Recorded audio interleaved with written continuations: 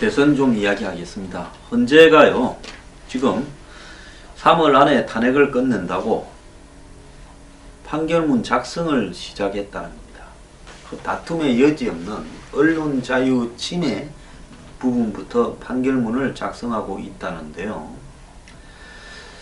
자, 이제 한 4주, 한 달만 지나면 탄핵이 발표될 가능성이 있고, 마지막 변수는 박 대통령이 헌재에 출석해서 자기 이야기를 하겠다라는 건데, 이것이 큰 영향을 미칠 것 같지는 않습니다. 최근에 탄핵 기각론, 탄핵 연기론을 퍼뜨리면서 아마 박 대통령 탄핵을 바라지 않는 쪽에서 이야기를 했을 거라고 보는데요. 이런 걸 퍼뜨리니까 지난 주말 촛불 시위와 태극기 시위에 각각 이 정치인들이 대거 동원됐습니다. 대선 주자들도 안철수만 빼고는, 바른정당만 빼고는 다 나간 것 같습니다. 이런 식으로 거리에 군중을 동원해서 탄핵을 인용하라, 또 탄핵을 기각하라고 압력을 넣는 형태로 촛불 시위나 태극기 시위가 변질되었다면 저는 이 부분은 정말 문제라고 생각합니다. 대선 주자들이 평소에는 이 대선을 자기가 선동을 해놓고, 제가 요즘 이런 이야기를 하니까 또 압력이 좀 들어옵니다. TV 나가서 아니 매주 한 차례씩 정책을 발표하면서 쥐가 대선을 갖다가 앞당기는 선동을 하고 대선 행보를 혼자서 하고 다니놓고, 문재인 후보 이야기입니다. 그래놓고 한번 보십시오. 토론회, 당 내부의 토론회나 검증을 위한 부분에는 자기가 거부하다가 어제 저녁에는 오대요. 그러다가 또 갑자기 대선할 때가 아니라 탄핵에 집중하자면서 촛불 들고 길거리로 나갑니다. 그리고 민주당 전체가 따라 나갑니다. 그리고 새누리당에 이인재, 김문수 대권 나오겠다는 사람, 숱한 사람들이 태극기 집회에 사람이 좀 모이니까 거기 나갑니다. 그래서 길거리에서 탄핵을 인용하라, 기각하라. 자, 길거리 숫자 가지고 정치하는 그런 시대입니까? 이게 직접 민주주의입니까? 애초에 길거리에 사람이 국회 탄핵에 영향을 심리적으로 미쳤을 수는 있겠지만은, 국회가 탄핵을 의결한 것은 박 대통령의 잘못 때문에 솔직히 해도 좀 너무해서 그런 것이지, 애초에 길거리 사람 때문에 탄핵이 되었다고 단순 논리적으로 이야기하는 것은 곤란하다고 저는 보고 있습니다. 이런 식으로 지 선거 걱정을 해서 탄핵이 기각된다는 쪽에 가서 연설을 하고 바람을 붙이는 사람이나, 지 선거 걱정을 해서 탄핵을 인용할 때다라고 집중하자, 안되면 행명한다 하는 사람들이나, 진짜 이런 인간들을 대통령으로 뽑아야 되는 국민이 한심합니다. 요즘 방송에 나가서요, 대선 주자 비판 좀 하면 상대 패널들 길을 쓰고 개거품을 물고 달라듭니다. 그래서 저도 며칠 전에 음성 한번 높인 적이 있는데요. 아마 앞으로 제가 방송을 그나마 한 개 지금 나가고 있는데, 이것도 머지않아서 여러가지로 어려워질 수 있을지 모릅니다. 왜? 말을 안하고 듣고 있을 수는 없는 거고, 말을 하자니 그야말로 누구를 위해서 무엇 때문에 저러는가 뻔한 이야기가 지금 나오는데, 그걸 제가 듣고 앉아있기는 힘듭니다. 자, 각 대선 후보들이 방송에다가 주위 사람을 다 꼽아 넣고 있습니다. 종편이나 이런 쪽에 영향력이 좀 커지다 보니까요, 대선 후보 캠프에서 추천하는 사람이 나오고, 그 사람은 가서 제대로 방어를 안 하면 한마디로 작살이 나서 돌아갑니다. 이게 무슨 토론입니까? 자, 이런 와중에서 여론조사가 나오는데요. 리얼미터 이 조사에 보면 문재인이 1.7% 올라서 32.9, 안희정이 3.7% 올라서 16.7, 황교안이 2.9% 올라서 15.3, 안철수가 1.4% 빠져서 9.5, 이재명이 0.8% 빠져서 7.8, 유승민이 1% 빠져서 3.9, 손학규가 0.9% 올라서 3.2, 이런 내용이 나오고 있습니다. 민주당이 43.8%당 지지율이, 새누리당이 14.5, 국민의당이 11.6, 정의당이 6.8, 바른정당이 5.6입니다. 바른정당이 정의당보다 지지율이 더 낮아졌습니다. 새누리당은 지지율이 조금 올라가고 또 새누리당이 지금 지지하는 황교안 대행 지지율도 좀 올라갔습니다. 이 부분은 보수가 전체 40이라고 하면 그 중에 한 20은 강경 보수고 20은 덜 강경한 보수입니다. 그래서 온건한 보수는 박 대통령이 탄핵이 돼야 된다는 걸 사실상 동의하고 있는 걸로 보입니다. 그래서 박 대통령의 탄핵 직후에나 또 박 대통령의 1월 1일 기자간담회나 1월 25일 정규제 TV 인터뷰 직후나 지금이나 15% 안팎이 대통령 탄핵이 기각되어야 된다고 78%에서 80% 안팎이 탄핵이 찬성돼야 된다는 여론조사는 고르게 나옵니다. 이런 상황에서 이 20%를 가지고 지지를 모아내기는 가능할 겁니다. 저는 황대행의 지지가 20%까지는 갈 거라고는 보고 있습니다. 20% 초반대까지도 좀 더 가겠죠. 그런데 중요한 것은 그 이상을 넘어가는 지지가 나올 건가 하는 부분에 대해서는 저는 의문을 가지고 있습니다. 오늘 한 신문에요. 기존에 지금 보수가 터널 속에 갇혀 있다. 2007년 대선 때 이 친노가 갇혀 있던 것과 똑같은 상황에 지금 들어가 있다는 겁니다. 당시 친노가 노무현 대통령 실정으로 이탈을 해서 친노 비노가 싸우고 그리고 탈당을 다 해버렸습니다. 친노도 비노도. 그러다가 결국은 마지막에 대통합민주신당이라고 모여가지고 이렇게 단일화를 했습니다. 그래서 정동영을 내세웠는데 정동영이 26%, 이해창이 나왔는데도 정동영이 26%밖에 못 얻었고 이해창이 16%를 얻었습니다. 그리고 48%를 얻은 이명박이 당선됐습니다. 자, 이런 부분을 보면 이번에도 보수가 그때 친노가 얻은 성적 정도로 끝나지 않겠느냐는 겁니다. 그래서 온건한 보수는 박 대통령 탄핵을 기각시키자, 황대행을 밀자 라고 하는 부분에도 선뜻 동의를 하지 못하고 있습니다. 자, 친박이 잘못했다 해서 이제 다시 기어나간 비박들이 문제였다고 하면서 다시 국민들이 우리한테 박수를 보내고 있다고 착각을 하고 자빠졌습니다. 친박 핵심 3명 당원권 정지시킨 게 전부인 사람들이 무슨 박수 받을 짓을 했다고 이렇게 지금 떠들고 있겠습니까? 자, 그런데 이 보수에는 제대로 된 대선 주자마저 없고 얼마나 씨가 말라버렸으면 그냥 황교안을 보고 이렇게 기대가 모이고 있겠습니까?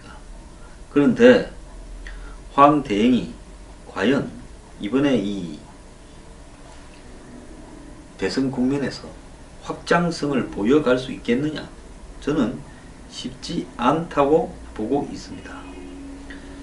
자, 보수는요, 이번 대선에 이기고 지는 문제가 아니라 이런 형태로 가게 되면 앞으로 한국 정치판에서 굉장히 오랜 기간 동안에 터널에 갇혀서 햇빛을 못 보는 음동설한이 지속될 가능성이 매우 커지고 있습니다. 지금 보수의 한 20%는요, 제가 봤을 때 정신을 못 차리는 방향으로 가고 있습니다.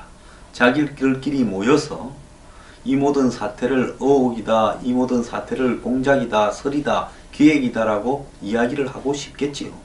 그렇게 믿고 싶고, 무슨 고영태가 기획해서 뭐 녹취록이 나왔다는데 고영태 녹취록에 지금 내용 중에 최순실이 기획이라는 내용이 더 들어있다는 거 아닙니까?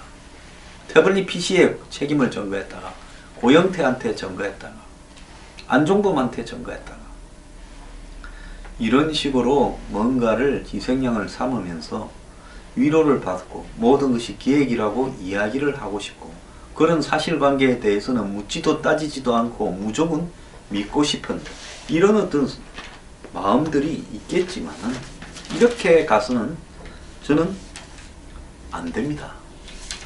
자, 이 와중에 바른정당이요, 어제 7시간 끝장 토론을 했다고 그러는데요. 그 결론으로 탄핵이 기각된다면 탄핵을 추진한 책임을 지고 의원직을 총사퇴하겠다.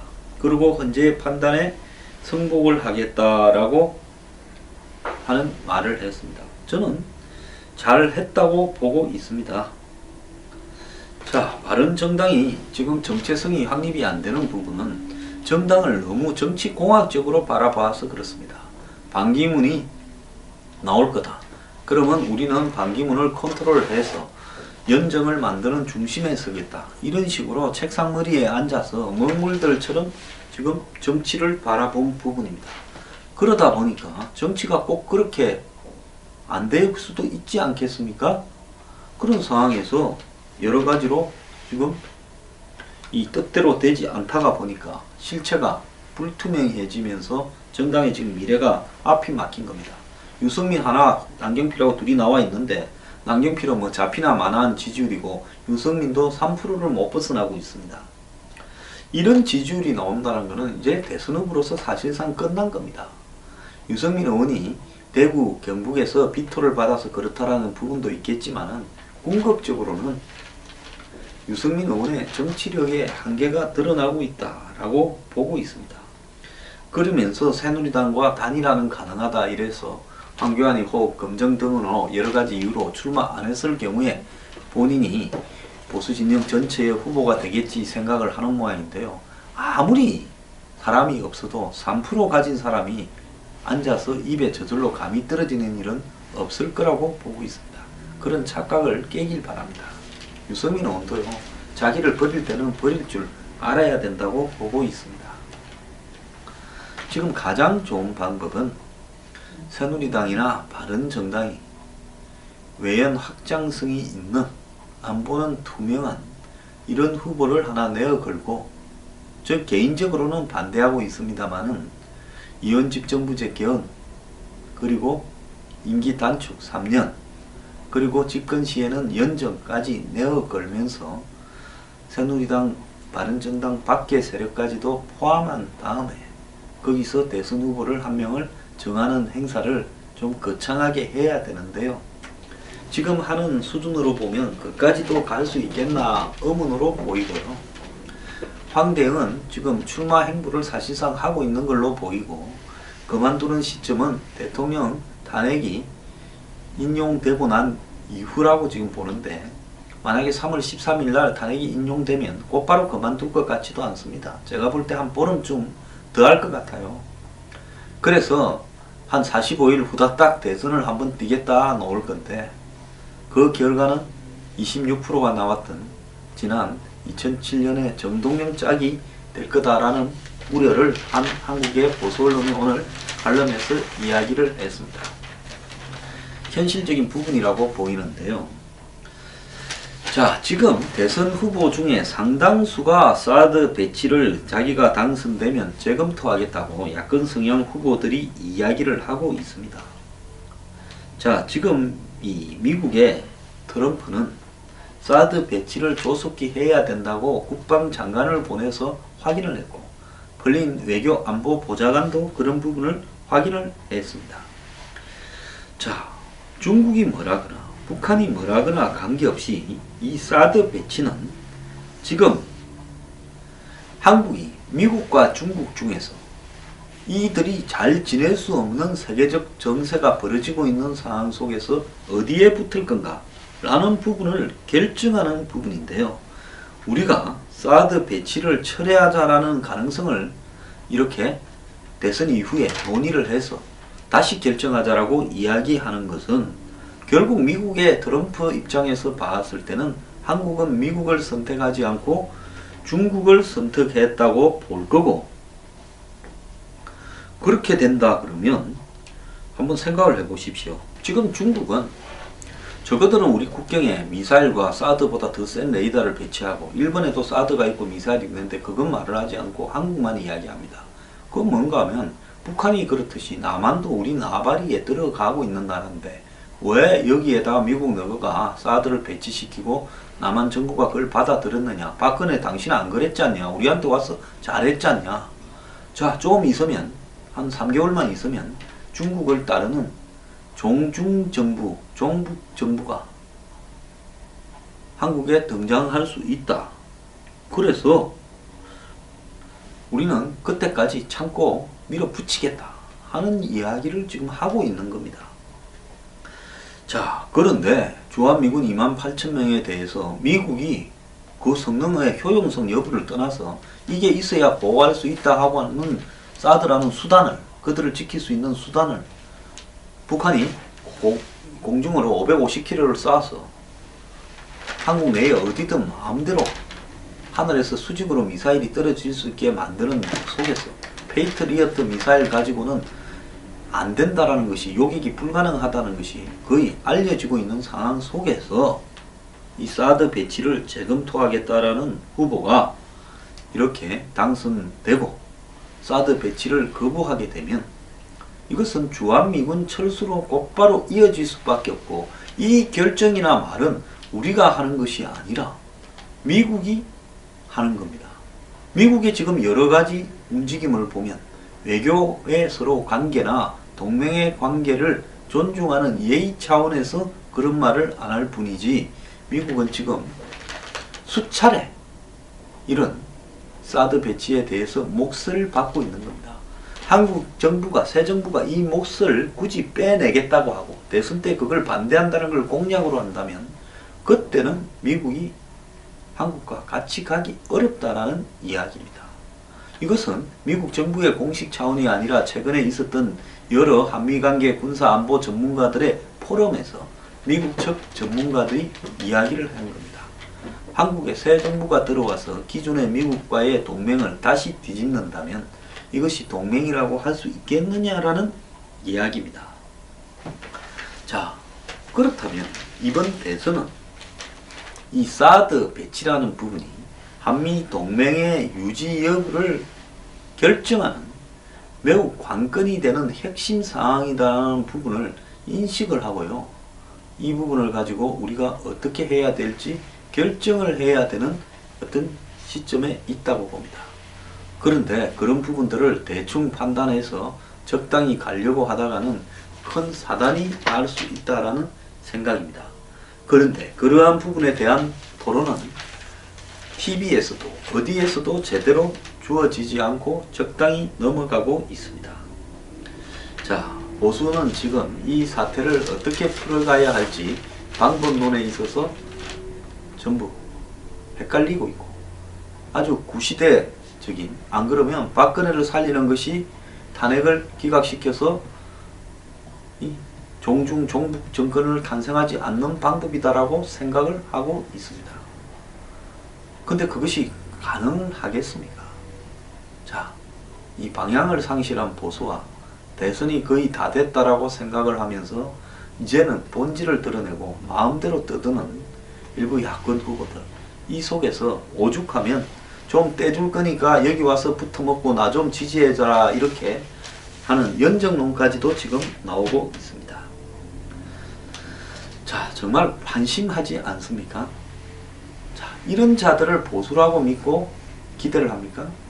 차라리요, 왕창 져버리고 주한미군 철수 직전까지 가는 사태가 한번 와버리는 것이 한국의 보수 세력이라는 사람들의 정신을 차리는데, 또 한국의 야권 정치인들을 지지하는 정신 나간 국민들을 정신을 차리는데 저는 도움이 될 거라고 보고 있습니다.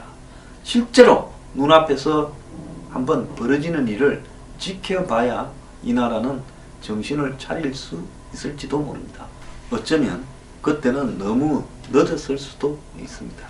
좌우로 갈라져서 길거리에서 선동을 해대고 사드 철회 같은 이런 이슈를 던지고, 그리고 대꾸만 먹으면 그만이라고 지금 하고 있고, 누구도 양심 있는 사람들이 이렇게 되어서는 안 된다고 말을 못하고, 보수하는 꼬라지를 보면 거의 몇십 년 이 음동설 안에 들어가려고 작정하는 것 같고, 이 나라가 걱정입니다.